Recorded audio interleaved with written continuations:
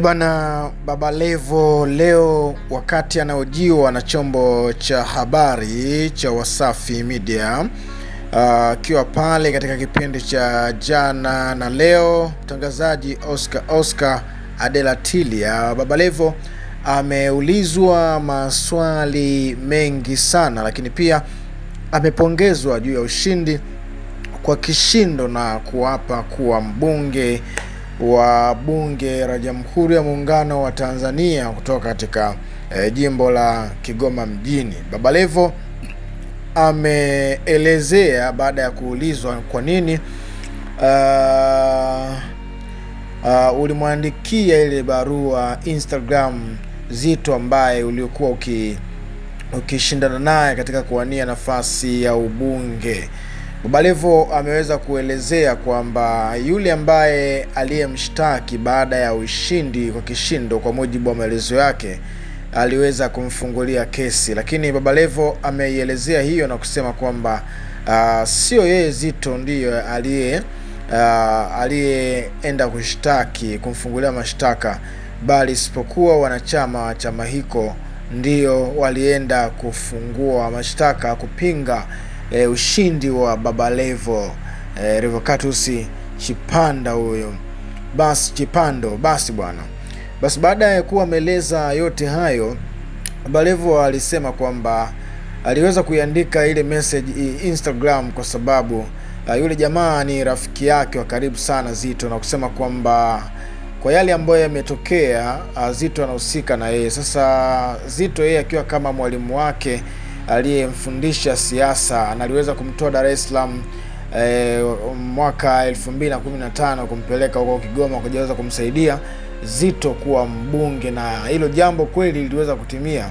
Zitto akawa mbunge, lakini kwa jitihada na za nguvu za Baba Levo, Bilevo ba mtaalamu fundi majumba huyo, naona bwana brand yake inasema hivyo.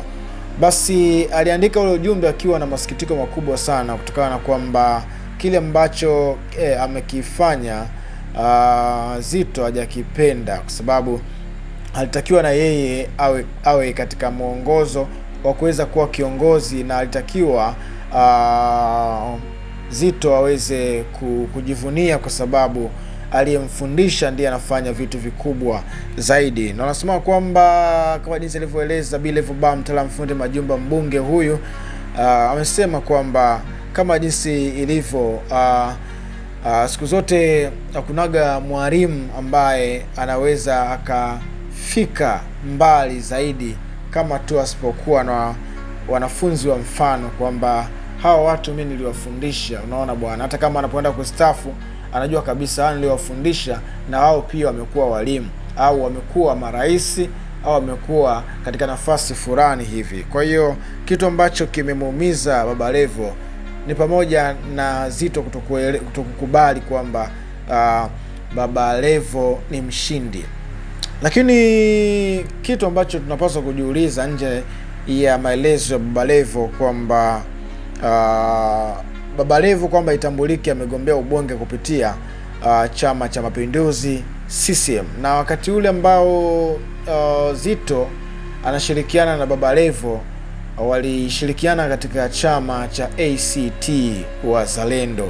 Sasa Baba Levo anataka yale mambo ambayo yalifanyika wakati ambao walikuwa ndugu, kwa sababu mnapokuwa mnafanya kazi katika taasisi moja au chama cha siasa kimoja, mnakuwa family. Kitokea mmoja kati ya wewe wameenda kufanya kazi hiyo sehemu nyingine, basi kunakuwa kuna upinzani. Baba Levo anataka ule udugu ambao uliokuwepo zamani wakati ambao wanafanya siasa kwa pamoja kupitia ACT uendelee na wakati yeye yupo CCM, maana kwamba wote washakuwa ni wapinzani. Kwa hiyo kesi ambayo inamkabili Baba Levo ni kesi hiyo kwamba ameshtakiwa kwa sababu uchaguzi ambao uliofanyika Oktoba 29, yeye kama Baba Levo yeye kama Zitto hajaona haki ikitendeka. Ndio maana hata wakati ambao Baba Levo anatangazwa kuwa ni mtu ambaye mbunge mteule, basi Baba Levo ameongea mengi sana, ameelezea na jinsi ambavyo alivyogawa pikipiki, na pia amenunua gari kwa ajili ya harusi kwa vijana. Unaona bwana, kwa vijana ambao watakaokuwa wanaoa pale Kigoma mjini, au safiri bwana ni bure kabisa. Amenunua gari yake hapo nzuri tu ambayo ameiweka pale, unaona bwana. Kwa hiyo Baba Levo akaeleza kwamba ana mpango wa kununua pikipiki zaidi ya 300 amenunua pikipiki zaidi ya 300 kwa thamani ya shilingi bilioni 1 au zaidi ya bilioni 1 kwa pikipiki zote hizo, na amesema kwamba yeye hataki faida nyingi, yeye faida kidogo tu, kwa sababu pikipiki moja milioni 3, yeye kwa kila siku shilingi 3000, kwa mwaka ni shilingi milioni 1 na pointi hizo 800,000 fulani hivi.